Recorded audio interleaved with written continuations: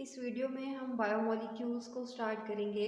जैसा कि last video में आप लोगों ने देखा था कि लिविंग ऑर्गेनिज्म की बॉडी के अंदर जितने भी मॉलिक्यूल्स हैं और उनके दरमियान जो रिएक्शंस हो रहे होते हैं वो सारे हम डिस्कस करेंगे बायोकेमिस्ट्री में। तो इस लेक्चर में हम देखेंगे कि लिविंग ऑर्गेनिज्म की बॉडी के अंदर कौन कौन से बायोमोलिक्यूल्स हैं। तो पहले उनको एनालिस्ट कर लेते हैं, फिर उसके बाद उसे हम वन बाय वन डिस्कस करेंगे। तो फर्स्ट मॉलिक्यूल जो हमने डिस्कस करना है वो है carbohydrates.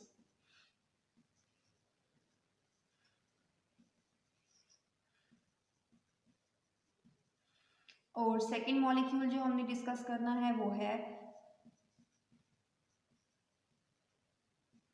Proteins. And third molecule जो हम डिस्कस करेंगे वो हैं लिपिड्स।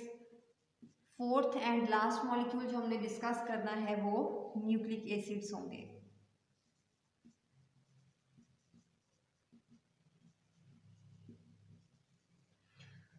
ये सारे मॉलिक्यूल्स हम वन बाय वन डिस्कस करेंगे और ये वो मॉलिक्यूल्स हैं जो कि लिविंग ऑर्गेनिज्म की बॉडी के अंदर और उनके सर्वाइवल के लिए रिक्वायर्ड होते हैं।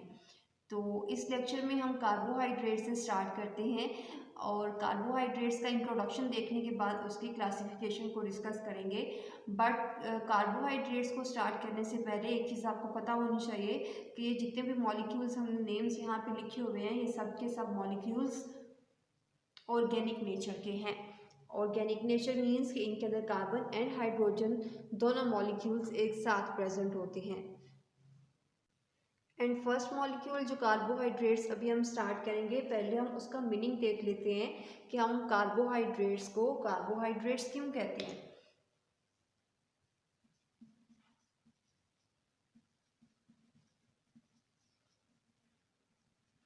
ओके, सो कार्बोहाइड्रेट्स बेसिकली इसका मीनिंग है हाइड्रेटेड कार्बन।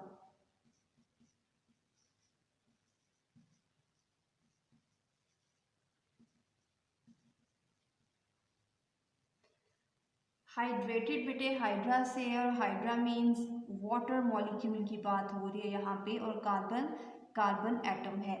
तो बायोमोलिक्यूल जो कार्बोहाइड्रेट्स अभी हमने स्टार्ट किया है इसका मीनिंग है hydrated carbon. Hydrated carbon means के कार्बन के साथ एक वाटर का मॉलिक्यूल अटैच हुआ है। वाटर के मॉलिक्यूल को अगर हम देखें तो वाटर के मॉलिक्यूल के अंदर हाइड्रोजन एंड ऑक्सीजन की जो रेशो है वो 2:1 होती है। इट मीन्स के हाइड्रोजन का जो नंबर है वो डबल है एज कंपेयर टू ऑक्सीजन। तो बेसिकली हम जितने भी कार्बोहाइड्रेट्स को डिस्कस आगे करेंगे सारे कार्बोहाइड्रेट्स के अंदर हाइड्रोजन एंड ऑक्सीजन की रेशो यही रहेगी 2:1। ठीक है, तो बिकॉज कार्बोहाइड्रेट्स के अंदर वाटर की हाइड्रोजन एंड ऑक्सीजन की रेशो है, वाटर की हाइड्रोजन एंड ऑक्सीजन रेशो क्या है कि हाइड्रोजन हमेशा डबल होगा एज कंपेयर टू ऑक्सीजन। तो इसलिए आप कहते हो कि एक वाटर का मॉलिक्यूल जो है वो कार्बन के साथ अटैच हुआ है।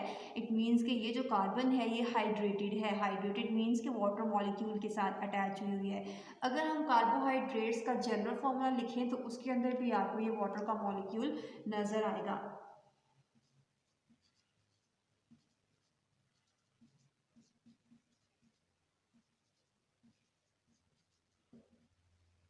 और जनरल फॉर्मूला के अंदर हमने इस तरह से लिखना है, एक कार्बन एंड यहाँ पे लिखोगे ये वाटर का मॉलिक्यूल और अगेन यहाँ पे एन आपने लिखना है। अब ये जो एन है इसका नंबर आपने रिप्लेस करवाना है और रिप्लेस करवाते हुए आपने ध्यान रखना है कि वो 3 से लेके 1000 तक कोई भी नंबर हो सकता है, बट 3 से कम नहीं होना चाहिए। ठीक है, सो जनरल फॉर्मूला क्या है CnH2ON ब्रैकेट इनक्लोज करके। तो बेसिकली ये वाला जो n है उसके लिए हमने ये लिखा है कि 3 से लेके 1000 तक ये नंबर होना चाहिए। तो अगर हम इस n को इग्नोर कर देंगे बिकॉज ये n जो है ये हमेशा सेम रहेगा, जो आपने यहाँ पे फिल करना है वही आपने यहाँ पे पुट करना है। तो अगर आप इस n को इग्नोर करेंगे तो आप फील करेंगे कि ये वाला जो हाइड्रेटेड है या हाइड्रा जो हमने वाटर से रिलेटेड बात की थी, जो वाटर का मॉलिक्यूल है वो इस कार्बन के साथ आपने मल्टीप्लाई करवाया हुआ है। एक एग्जांपल हम ले लेते हैं और फॉर एग्जांपल सबसे स्मॉलर जो हमारे पास कार्बोहाइड्रेट है हम उसकी एग्जांपल लेते हैं और n को रिप्लेस करवा देते हैं 3 से। जब हम रिप्लेस करवाएंगे तो ब्रैकेट को ओपन करके हमारे पास कुछ इस तरह का आंसर आएगा, C3H2O, 3 ब्रैकेट के बाहर है। भी अब आप इसे ओपन करके लिखेंगे तो कैसे लिखोगे, C3, 2 को मल्टीप्लाई करवा देने 3 से, तो यहाँ पे क्या आ जाएगा 6 एंड O3। ओके अब अगर आप हाइड्रोजन एंड ऑक्सीजन का नंबर फाइंड आउट कर लें तो हाइड्रोजन यहाँ पे कितने हैं 6 एंड ऑक्सीजन का नंबर कितना है 3। तो अगर आप इसको सिंप्लीफाई ना भी करें तो आप ये जज कर सकते हो कि इस वाले कार्बोहाइड्रेट के अंदर जो सबसे स्मॉलर है जिसके अंदर 3 कार्बन्स होते हैं उसके अंदर भी हाइड्रोजन का नंबर डबल है एज कम्पेयर टू ऑक्सीजन। अगर आप सिंप्लीफाई करके देखेंगे तो रेशो आपकी बिल्कुल वाटर के जैसी आ जाएगी, और डिवाइड कर दें 3 को 3 से, यहाँ पे 1 आ जाएगा, 6 को 3 से डिवाइड करेंगे तो 2 आ जाएगा। ये आपकी सिंप्लीफाइड रेशो है। चाहे आप इस तरह से जज कर लो या इसी फॉर्म में जज कर लें, कार्बोहाइड्रेट्स के अंदर हमेशा हाइड्रोजन का नंबर डबल होता है एज कम्पेयर टू ऑक्सीजन, और सिंप्लीफाई करने के बाद आपके पास यही रेशो आती है 2:1 हाइड्रोजन की एंड ऑक्सीजन की। तो इसलिए आप कार्बोहाइड्रेट्स को कहते हो कि ये हाइड्रेटेड कार्बन्स हैं। हाइड्रेटेड कार्बन मीन्स कि इन कार्बन्स के साथ वाटर का मॉलिक्यूल अटैच होता है। वाटर का मॉलिक्यूल अटैच है, इट मीन्स कि हाइड्रोजन का जो नंबर है वो डबल रखना है आपने ऑक्सीजन के कंपैरिजन में। आगे हम जितने भी कार्बोहाइड्रेट्स की एग्जाम्पल पढ़ेंगे तब आप खुद ही जज कर सकते हैं कि हर एक कार्बोहाइड्रेट के अंदर जब आप फाइंड आउट करते हैं तो हाइड्रोजन का नंबर डबल होता है as compare to oxygen. It means कि इनके अंदर हाइड्रोजन एंड ऑक्सीजन की जो रेशियो है वो वाटर के वाली ही होती है। सो कार्बोहाइड्रेट्स की मीनिंग एंड जनरल फार्मूला के बाद अब हम देख लेते हैं कि कार्बोहाइड्रेट्स की डेफिनेशन क्या होगी। और डेफिनेशन में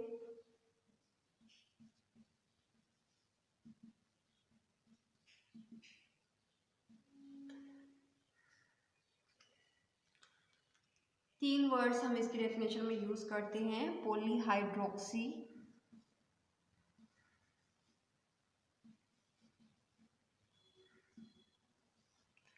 एल्डिहाइड्स और पॉलीहाइड्रोक्सी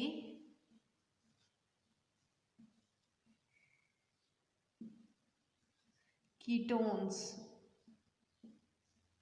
पॉलीहाइड्रोक्सी मीन्स के कार्बोहाइड्रेट्स के अंदर बहुत ज़्यादा हाइड्रोक्सिल ग्रुप्स प्रेजेंट होंगे। पॉली का मीनिंग दोनों के अंदर क्या है, मैनी,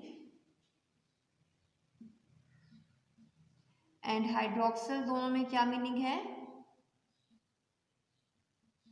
कि इसमें हाइड्रोक्सिल ग्रुप प्रेजेंट होता है। हाइड्रोक्सिल ग्रुप एक फंक्शनल ग्रुप है। इसके अलावा हाइड्रोक्सिल ग्रुप में हमने यहाँ पे जो एल्डिहाइड एंड कीटोन्स लिखे हुए हैं ये दोनों भी फंक्शनल ग्रुप हैं, और हाइड्रोक्सिल ग्रुप के साथ ये जो एल्डिहाइड फंक्शनल ग्रुप है उसमें आप लोगों ने 3 एटम्स को, कार्बन, हाइड्रोजन एंड ऑक्सीजन को कंबाइन करके इस फंक्शनल ग्रुप को बनाना होता है, और इस साइड पे आपकी कोई भी हाइड्रोकार्बन्स की चेन होती है। वाइल कीटोन के अंदर कार्बन एंड ऑक्सीजन ये फंक्शनल ग्रुप होता है और इसके साथ 2 हाइड्रोकार्बन्स की इस तरह से चेन्स प्रेजेंट होती हैं। ठीक है, डेफिनेशन में हमने 2 डेफिनेशंस लिखी हैं, पॉलीहाइड्रोक्सी एल्डिहाइड्स, और हमने टर्म यूज़ की है और की। कार्बोहाइड्रेट्स 2 कंडीशंस हो सकती हैं, या तो वो एल्डिहाइड्स हो सकते हैं या वो कीटोन्स हो सकते हैं, लेकिन चाहे वो एल्डिहाइड ग्रुप के साथ अटैच हैं चाहे वो कीटोन ग्रुप के साथ अटैच हैं, दोनों के अंदर ये वाली जो टर्म है ये नेसेसरी होती है कि इसमें बहुत ज़्यादा हाइड्रोक्सिल ग्रुप एक साथ अटैच होनी चाहिए। Hydroxyl group, aldehyde group and ketones का ये जो कीटो ग्रुप है ये तीनों फंक्शनल ग्रुप हैं। फंक्शनल ग्रुप कोई भी ऐसे एटम्स का ग्रुप होता है जिसे आप जब कलेक्टिवली लिखते हो तो एक पर्टिकुलर करैक्टर किसी भी लिविंग ऑर्गेनिज्म के कंपाउंड को दे देता है। फॉर एग्जांपल हम यहाँ पे 2 मॉलिक्यूल्स लिख लेते हैं, और एक उसमें से CH3 हाइड्रोक्सिल ग्रुप उसके साथ हमने अटैच करवाया हुआ है, और अल्काइल चेन को वेरी करने के बाद हमने उसके साथ फॉर एग्जांपल इस तरह से एक दूसरा मॉलिक्यूल बना लिया है। ये मॉलिक्यूल का नेम होता है मेथानॉल, और इस मॉलिक्यूल का नेम होता है एथानॉल। लेकिन दोनों मॉलिक्यूल्स आल्दो डिफरेंट हैं, लेकिन आप देख रहे हो कि इन दोनों मॉलिक्यूल के अंदर हाइड्रोक्सिल ग्रुप प्रेजेंट है। इट मीन्स कि इन दोनों मॉलिक्यूल का जो फंक्शनल ग्रुप है वो सिमिलर है, और दोनों का फंक्शनल ग्रुप सेम होने की वजह से हम इन दोनों मॉलिक्यूल्स को कहते हैं कि ये अल्कोहल फंक्शनल ग्रुप के प्रेजेंस की वजह से अल्कोहलिक करेक्टर्स रखते हैं। फॉर एग्जांपल हम कह रहे हैं कि जो स्मॉलर मॉलिक्यूल्स हैं अल्कोहल फंक्शनल ग्रुप वाले, उनका जो सोलिबिलिटी होती है स्मॉलर मॉलिक्यूल्स की वो ज़्यादा होती है, और जो लार्जर मॉलिक्यूल की सोलिबिलिटी फॉर एग्जांपल हम कह रहे हैं वो कम होती है। तो ऐसे सारे मॉलिक्यूल्स जिनके अंदर अल्कोहलिक फंक्शनल ग्रुप प्रेजेंट होगा, अगर आपने कोई एक मॉलिक्यूल के करैक्टर स्टडी किए हुए हैं तो अल्कोहल ग्रुप की प्रेजेंस की वजह से किसी भी और मॉलिक्यूल के साथ आप उन करैक्टर्स को लिंक करवा सकते हो। ठीक है, तो इस वाले मॉलिक्यूल में जो करैक्टर अल्कोहल की प्रेजेंस की वजह से हैं, आप इस मॉलिक्यूल के करैक्टर्स को जब स्टडी करना चाहेंगे तो सेम आप रिजल्ट उस पर अप्लाई कर सकते हैं। इससे आपका जो टाइम है वो सेव रहता है और वेस्ट नहीं होता है। इसी तरह से वो सारे मॉलिक्यूल्स जिनके अंदर CHO एल्डो ग्रुप होता है उनके भी करैक्टर सेम होते हैं, जिनके अंदर कीटो ग्रुप होता है उनके भी करैक्टर सेम होते हैं। तो ऐसे एटम्स का ग्रुप जो कि मॉलिक्यूल की फॉर्म में किसी भी केमिकल कंपाउंड्स के साथ अटैच होती हैं, उन्हें पर्टिकुलर करैक्टर्स दे रहे होते हैं। और अगर हाइड्रोक्सिल ग्रुप है तो उन सब के करैक्टर सेम होंगे, अगर बहुत ज़्यादा मॉलिक्यूल्स के साथ कीटो ग्रुप है तो उन सब के जो करैक्टर्स हैं वो सिमिलर होंगे। और जितने भी मॉलिक्यूल्स कीटो ग्रुप वाले होंगे उनके करैक्टर अल्कोहलिक से डिफरेंट होंगे, और जितने भी अल्कोहलिक ग्रुप वाले होंगे उन सब के आपस में तो करैक्टर रिजेंबल करेंगे, लेकिन वो कीटो ग्रुप से डिफरेंट करैक्टर्स को शो करेंगे। ये जस्ट मैंने फंक्शनल ग्रुप का एक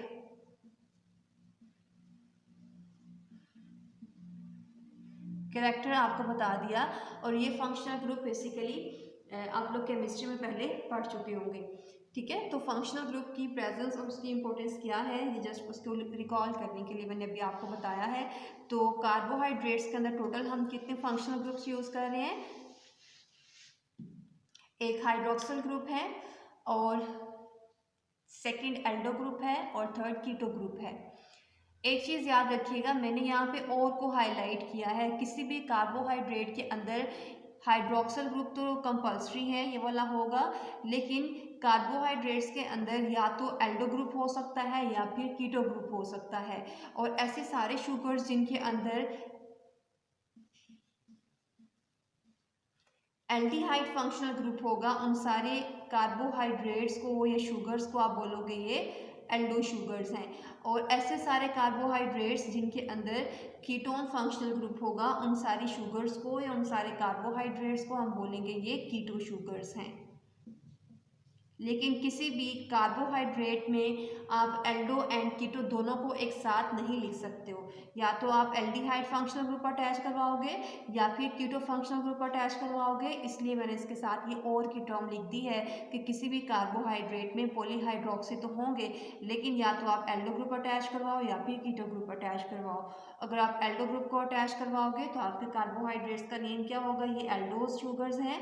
एंड अगर आप कीटो ग्रुप को अटैच करवाएंगे तो आप इसे बोलेंगे ये कीटो शुगर है। इसे आप फुल फॉर्म में भी लिख सकते हो, एल्डोज एंड कीटोज शुगर्स। और नेक्स्ट वीडियो में इंशाल्लाह हम इन एल्डोज एंड कीटोज शुगर की एग्जांपल्स भी डिस्कस करेंगे जब हम मोनोसैकराइड्स को डिस्कस कर रहे होंगे। ठीक है, तो अभी जस्ट मैंने आपको डेफिनेशन में इनकी टर्म्स इंट्रोड्यूस करवाई हैं, आगे हमने इसको एग्जाम्पल्स के साथ एक्सप्लेन करना है। ठीक है, लास्ट में हम देख लेते हैं कि कार्बोहाइड्रेट के सोर्सेज क्या होते हैं, कौन से ऐसे हमारे इन्वायरमेंट में चीज़ें हैं जहाँ से हम कार्बोहाइड्रेट्स को ले सकते हैं।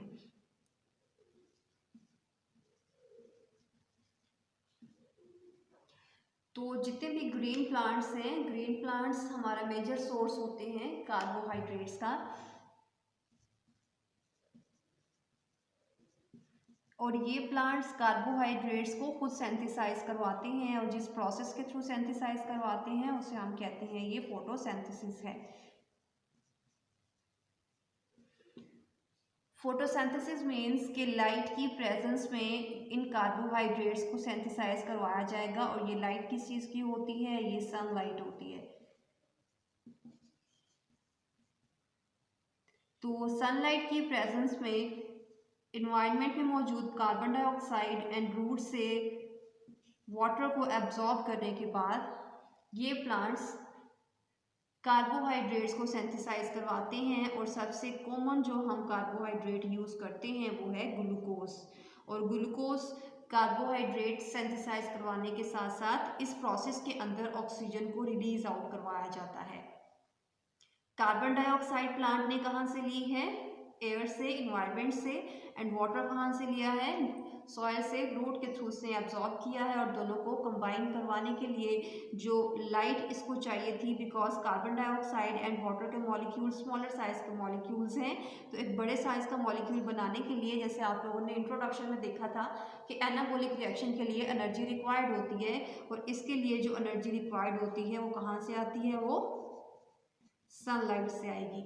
और इसके साथ एक स्मॉलर ऑक्सीजन का मॉलिक्यूल रिलीज आउट करवाया जाता है, और इस ऑक्सीजन को हम यूज़ करते हैं अपनी एक्टिविटीज़ के लिए, और इस ऑक्सीजन को ही हम अपनी बॉडी में ग्लूकोज को ब्रेक डाउन करवा के एटीपी सिंथेसाइज करवाने के लिए भी यूज़ करते हैं। आगे इंशाल्लाह हम इसकी भी डिटेल देखेंगे। और इसको अगर हम बैलेंस फॉर्म में लिखें तो 6 कार्बन डाइऑक्साइड के मॉलिक्यूल यूज़ होते हैं, 6 वाटर के मॉलिक्यूल, 6 ऑक्सीजन के मॉलिक्यूल रिलीज आउट होते हैं, और एक जो ग्लूकोज का मॉलिक्यूल है ये सिंथेसाइज होता है। ओके, सो ये तो आप लोगों ने इक्वेशन देख ली कि सनलाइट की प्रेजेंस में carbon dioxide and water combine करके कार्बोहाइड्रेट्स बनाते हैं। हमने सबसे कॉमन यहाँ पे कार्बोहाइड्रेट लिखा जो कि ग्लूकोज है। एक और आप ऑब्जेक्टिव के पॉइंट ऑफ व्यू से चीज़ नोट कर सकते हैं कि 10 ग्राम ग्लूकोज को बनाने के लिए टोटल हमें जो सोलर एनर्जी रिक्वायर्ड होती है वो 717.6 किलो कैलोरीज, ये एनर्जी हमें रिक्वायर्ड होती है solar energy 10 gram of glucose बनाने के लिए, जो कि हमें सन प्रोवाइड करता है। ठीक है, सो ये बेटे कार्बोहाइड्रेट्स का इंट्रोडक्शन था, जिसमें आप लोगों ने उसका जनरल फॉर्मूला देखा, उसका मीनिंग देखा, डेफिनेशन देखी, एंड कार्बोहाइड्रेट्स कहाँ से आप ले सकते हो। ठीक है, तो कार्बोहाइड्रेट्स के इंट्रोडक्शन के बाद अब हमने कार्बोहाइड्रेट्स की क्लासिफिकेशन स्टार्ट करनी है, और क्लासिफिकेशन इंशाल्लाह हम नेक्स्ट वीडियो के अंदर स्टार्ट करेंगे। ठीक है, और इस वीडियो में आपको कोई भी क्वेश्चन है तो आप वीडियो के नीचे कमेंट करके पूछ सकते हो।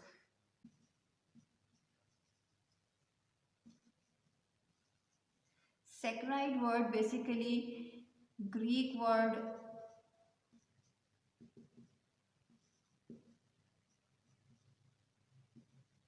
सैकरोन से ओरिजिनेट करवाया गया है, जिसका मीनिंग है शुगर। तो कार्बोहाइड्रेट्स को अगर हम सैकराइड कह रहे हैं तो इट मीन्स कि हम कार्बोहाइड्रेट्स को शुगर कह रहे हैं। और कार्बोहाइड्रेट्स को हम शुगर क्यों कहते हैं, बिकॉज कार्बोहाइड्रेट्स का जो टेस्ट होता है वो स्वीट होता है, मीठे होते हैं ये टेस्ट में। ठीक है, तो इनके टेस्ट के स्वीट होने की वजह से हम कार्बोहाइड्रेट्स को शुगर कहते हैं, और शुगर के लिए ही हमने एक वर्ड यूज़ किया हुआ है सैकराइड का। अब हम देख लेते हैं कि कार्बोहाइड्रेट्स को हमने फर्दर कितने ग्रुप्स में क्लासिफाई किया हुआ है। तो 3 ग्रुप्स में हमने क्लासिफाई किया है। First group is monosaccharide,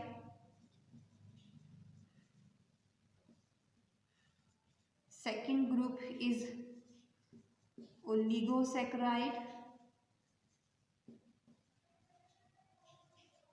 and third group is polysaccharide.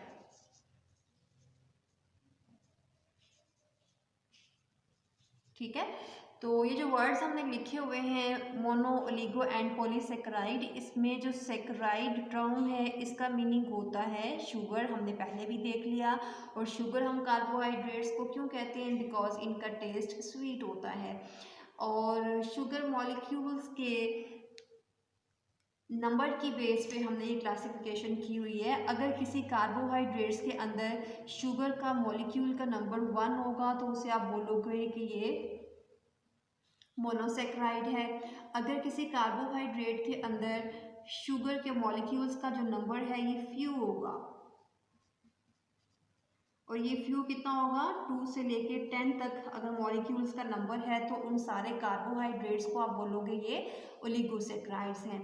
ठीक है, फॉर एग्जांपल हम यहाँ पे ये मोनोसेक्राइड कोई भी एक मॉलिक्यूल है, तो ओलिगोसेक्राइड्स के केस में इस तरह के कितने मॉलिक्यूल्स अटैच हो सकते हैं, टोटल 2 से लेके 10 तक मॉलिक्यूल्स अटैच हो सकते हैं। टोटल मैंने यहाँ पे जस्ट 4 रिंग्स ड्रॉ की हैं, इट मीन्स कि 4 मॉलिक्यूल्स ड्रॉ किए हुए हैं।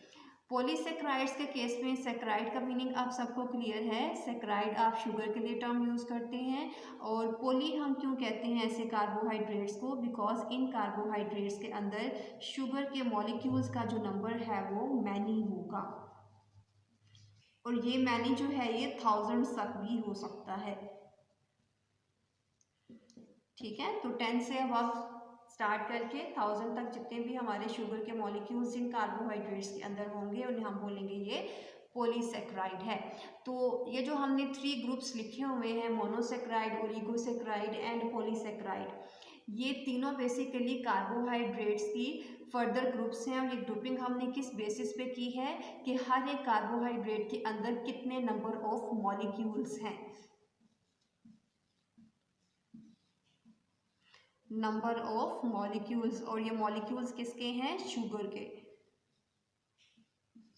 ठीक है, so number of sugar molecules की बेस पे हमने ये डिवीजन की हुई है। अगर किसी कार्बोहाइड्रेट में जस्ट 1 है शुगर का मॉलिक्यूल तो वो मोनोसेक्राइड है, अगर 2 से 10 है तो वो ओलिगोसेक्राइड है। अगर किसी कार्बोहाइड्रेट में नंबर ऑफ शुगर मॉलिक्यूल्स 10 से अबव से स्टार्ट करके 1000 तक हैं तो उसे हम कह देते हैं कि ये पॉलीसेक्राइड है। अब हम फर्स्ट ग्रुप को एक्सप्लेन कर लेते हैं, और फर्स्ट ग्रुप है मोनोसेक्राइड। मोनोसेक्राइड के पहले हम करैक्टर्स देखेंगे, इसके फर्दर कौन सी ग्रुपिंग हो सकती है उसको भी डिस्कस करेंगे। मोनोसेक्राइड्स जैसे आपने पहले भी देखा कि ये वो कार्बोहाइड्रेट्स हैं जिनमें शुगर का मॉलिक्यूल का जो नंबर है वो 1 ही रहता है। ठीक है, सो इसके अंदर just 1 molecule of sugar present है। ठीक हो क्या, बट मोनोसेक्राइड्स में जैसे आपको पता है कि एक मॉलिक्यूल को कंबाइन करवाने के लिए जो एटम्स का नंबर है वो वेरी कर सकता है ना। लाइक अगर हम यहाँ पे एक कार्बन डाइऑक्साइड का मॉलिक्यूल लिख रहे हैं, एक हम ग्लूकोज का मॉलिक्यूल लिख रहे हैं। अब कार्बन डाइऑक्साइड का मॉलिक्यूल भी एक मॉलिक्यूल है, ग्लूकोज का भी एक मॉलिक्यूल है। तो यहाँ पे जो कार्बन डाइऑक्साइड का मॉलिक्यूल है उसमें नंबर ऑफ एटम्स काउंट कर लेते हैं। 2 ऑक्सीजन के एटम हैं और 1 इसमें कार्बन एटम है, तो टोटल कितने हो जाएंगे एटम्स, टोटल इसमें 3 एटम्स हो जाएंगे। इनके केस में अगर हम काउंट करें तो 12 + 6 18, 18 + 6 कितना हो जाएगा 24। यहाँ पे 24 एटम्स ने कंबाइन करके एक मॉलिक्यूल बनाया है, और यहाँ पे 3 एटम्स ने कंबाइन करके एक मॉलिक्यूल बनाया है। बेसिकली हम यहाँ पे क्या चीज़ डिस्कस करना चाह रहे हैं कि मोनोसेक्राइड में Aldous number of molecules sugar के एक ही रहते हैं, लेकिन मॉलिक्यूल्स के अंदर कितने कार्बन एटम्स कंबाइन करेंगे वो वेरी करता है। जिस तरह से इन 2 मॉलिक्यूल्स के अंदर यहाँ पे 3 एटम्स कंबाइन कर रहे हैं, यहाँ पे 24 एटम्स कंबाइन कर रहे हैं। सेम इसी तरह से मोनोसेक्राइड्स की कैटेगरी के अंदर जितने भी कार्बोहाइड्रेट्स आएंगे उनके अंदर नंबर ऑफ मॉलिक्यूल तो इतना ही रहेगा, लेकिन उनके अंदर नंबर ऑफ एटम्स जो हैं वो वेरी कर सकते हैं। ठीक है, सो इसे हम इरेज कर देते हैं।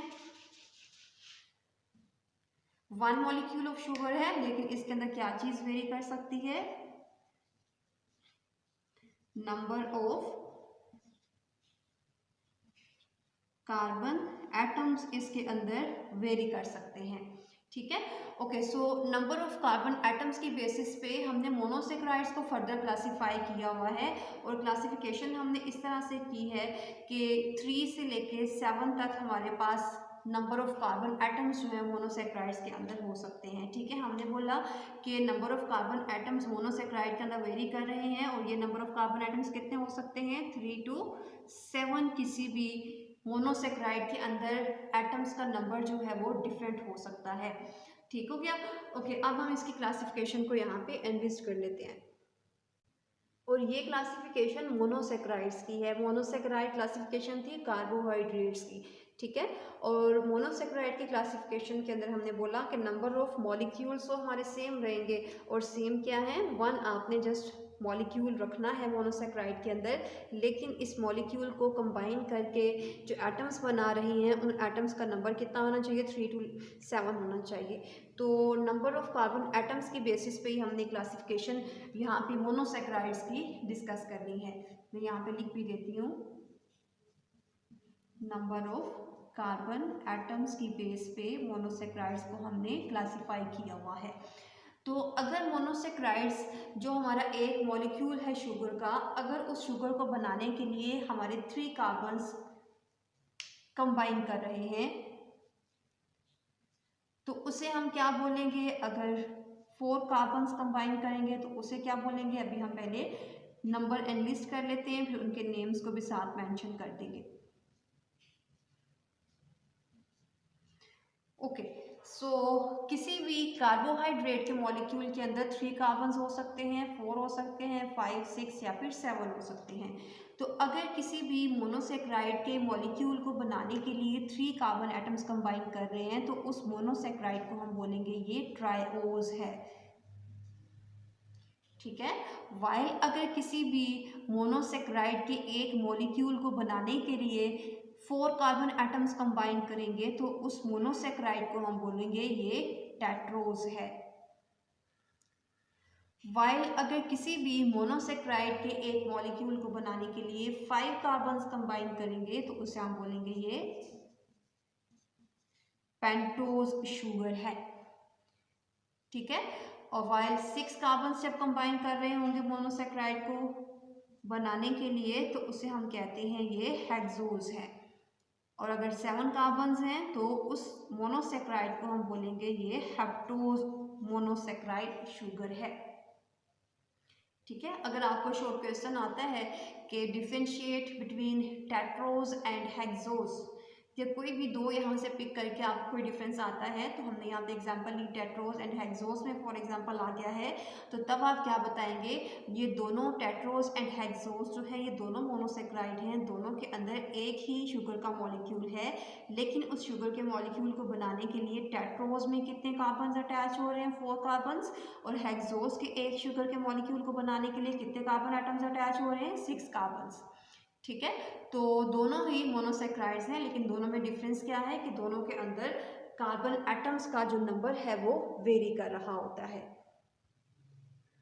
अब हम एग्जाम्पल देख लेते हैं इनकी, और एग्जाम्पल जो भी हम देखेंगे वो ट्रायोज मोनोसेक्राइड की है जो सबसे स्मॉलर कार्बोहाइड्रेट्स हैं, और एक में एल्डो शुगर ड्रॉ करूंगी और एक में कीटो शुगर ड्रॉ करूंगी। एल्डो एंड कीटो शुगर में क्या डिफरेंस होता है वो मैं आपको इससे पहले वाली वीडियो में बता चुकी हूँ। एल्डो शुगर में एल्डिहाइड ग्रुप अटैच होता है और कीटो शुगर में कीटो ग्रुप अटैच होता है। एक और चीज़ जो आपने ऐड करनी है कि एल्डिहाइड ग्रुप को आप हमेशा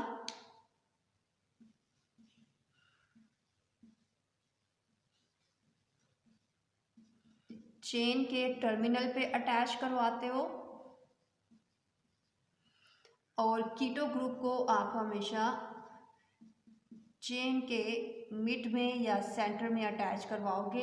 अगर आप कीटो ग्रुप को टर्मिनल पे अटैच करवा देंगे या फिर एल्डो ग्रुप को मिड में अटैच करवा देंगे तो दोनों की जो वैलेंसी है वो सेटिस्फाई नहीं होती है, और वैलेंसी को सेटिस्फाई करने के लिए हमने कीटो ग्रुप को हमेशा चेन के मिड में रखना है और एल्डो ग्रुप को हमेशा चेन के टर्मिनल पे रखना है, ठीक है। तो अभी जो मोनोसेक्राइड में ड्रॉ कर रही हूँ एल्डो शुगर्स में वो है ग्लिसरॉल्डिहाइड,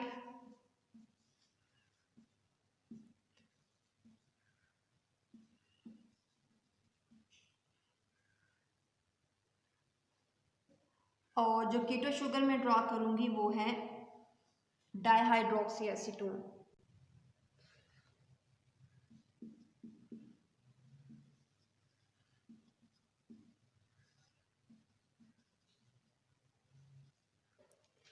डाइहाइड्रोक्सी एसीटोन जो है ये एक कीटो शुगर है,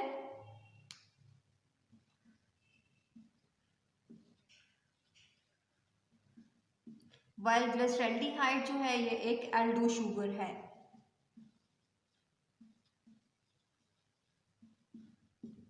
ठीक है, अब हम इनके स्ट्रक्चर्स को ड्रॉ कर लेते हैं। ये एक एल्डो ग्रुप, बिकॉज हमने बोला कि जब भी हमने एल्डिहाइड फंक्शनल ग्रुप को अटैच करवाना है तो चेन के टर्मिनल पे अटैच करवाना है। डाईहाइड्रोक्सी एसीटोन एंड वेसेल्डिहाइड, ये दोनों जो हैं इनके अंदर 3 कार्बन्स अटैच होते हैं और ये एक ट्रायोज है। ठीक है, तो हम यहाँ पे पहले 3 कार्बन्स इस तरह से लिख लेते हैं। ओके, अब यहाँ पे हर एक कार्बन के साथ आपने इस तरह से हाइड्रोक्सिल ग्रुप को अटैच करवाना है और वैलेंसी को सेटिस्फाई करवाने के लिए उसके साथ इस तरह से हाइड्रोजन एटम्स को कार्बन के साथ अटैच करवा देना है। कार्बन की वैलेंसी जो है ये 4 होती है, ये टेट्रावेलेंट है और 4 से ज़्यादा बॉन्ड्स आपने किसी भी कार्बन के साथ नहीं बनाने हैं। ठीक है, तो डाईहाइड्रोक्सी एसीटोन का स्ट्रक्चर भी ड्रॉ कर लेते हैं, बिकॉज इसके अंदर भी 3 कार्बन्स हैं, तो उन 3 कार्बन्स को पहले इस तरह से मेंशन कर लेते हैं। बिकॉज 3 कार्बन्स का मिड ये वाला कार्बन बन रहा है, तो हम इसको इस पे कीटो ग्रुप अटैच करवा लेते हैं। ठीक है, चेन के मिड का मतलब ये है कि फॉर एग्जांपल यहाँ पे 6 कार्बन्स हैं या 4 या 5 कार्बन्स हैं, तो जितने भी टर्मिनल पे कार्बन्स होते हैं उसके साथ आपने अटैच नहीं करवाना। मिड में जितने भी आ रहे होंगे कार्बन्स उसके साथ आपने कीटो ग्रुप को अटैच करवा देना है। बिकॉज यहाँ पे मिड में एक ही कार्बन है तो उसके साथ हमने कीटो ग्रुप को अटैच करवा दिया। बाकी जितने भी कार्बन्स होते हैं उसके साथ आप हाइड्रोक्सिल ग्रुप को अटैच करवाते हो और हाइड्रोक्सिल ग्रुप को अटैच करवाने के बाद आपने इसकी वैलेंसी को सेटिस्फाई करवाने के लिए हाइड्रोजन एटम्स को अटैच करवाना होता है। और हाइड्रोजन एटम्स उतने अटैच करवाने हैं कि कार्बन की जो टेट्रावेलेंसी कैरेक्टर है, टेट्रावेलेंसी मीन्स कि कार्बन हमेशा 4 बॉन्ड्स बनाएगा किसी भी और एटम के साथ अपनी वैलेंसी को सेटिस्फाई करने के लिए। ठीक है, वैलेंसी की सेटिस्फेक्शन के लिए octet rule and duplet rule को फॉलो किया जाता है। अगर आपको नहीं पता तो मुझे बता दीजिएगा, मैं उसको एक्सप्लेन कर दूँगी। ठीक है, ओके, सो यहाँ पे 2 बॉन्ड्स बने हुए हैं, 2 हमने और बनाने हैं सो डैट कार्बन की वैलेंसी सेटिस्फाई हो जाए। यहाँ पे ऑलरेडी 3 हैं, हमने एक और ऐड करना है। ऑलरेडी इसके अंदर 4 हैं, हम कोई भी एक्स्ट्रा ऐड नहीं करेंगे। अगर एक्स्ट्रा ऐड करोगे तो फंक्शनल ग्रुप जो है वो चेंज हो जाएगा। ठीक है, 1 2 3 एंड 4, इसके 4 सेटिस्फाई हैं। यहाँ पे भी हमने एक्स्ट्रा 2 ऐड को किए हैं सो डैट उसकी कार्बन की जो वैलेंसी है वो सेटिस्फाई हो जाए। ये जो कार्बोहाइड्रेट है इसे हमने कहना है ये एल्डो शुगर है और ये जो कार्बोहाइड्रेट है ये एक कीटो शुगर है। ठीक है, और कीटो ग्रुप का जो फंक्शनल ग्रुप है कीटोन फंक्शनल ग्रुप जो है वो हमेशा हम चेन के मिड में अटैच करवाते हैं और एल्डिहाइड का हमेशा हम टर्मिनल पे अटैच करवाते हैं। ओके, आज के लिए इतना ही इनफ है। बाकी जो एग्जांपल्स हैं उसके अंदर हम देखेंगे कि जो मोनोसेक्राइड्स हैं वो चेन की फॉर्म में, ओपन चेन की फॉर्म में भी हो सकते हैं और वो रिंग की फॉर्म में भी हो सकते हैं। और वो रिंग की फॉर्म में किस तरह कन्वर्ट होते हैं वो इंशाल्लाह हम नेक्स्ट वीडियो के अंदर देखेंगे। अभी तक हमने जितना देखा है, आपको इसमें कोई भी क्वेश्चन है तो आप इस वीडियो के नीचे कमेंट करके पूछ सकते हैं। ओके जी, अल्लाह हाफिज़।